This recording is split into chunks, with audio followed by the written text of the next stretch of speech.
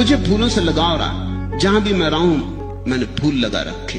एक गांव में कई वर्षों तक रहा, बड़ी मुश्किल थी। वहां पास एक मंदिर था, वो एक झंझट का कारण था कि मंदिर में जिसको भी फूल चढ़ाने वो मेरी बगिया से फूल तोड़ ले जाए, और उनको कुछ कहो तो वो आकर के कहें कि धार्मिक कार्य के लिए ले जाए। तो मुझे वहां एक तख्ती लगानी पड़ी कि अगर अधार्मिक कार्य के लिए तोड़ना हो तोड़ सकते, मगर धार्मिक कार्य के लिए फूल मत तोड़ना। धार्मिक कार्य और फूल का तोड़ने में मेल नहीं बैठता।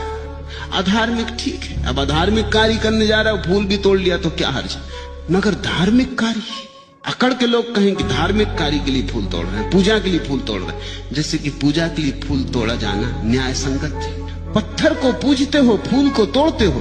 फूल जो जीवंत है, पत्थर जो मृत है, पर मुर्दे की पूजा चलती धर्म के नाम पर, और जीवंत का बलिदान होता है।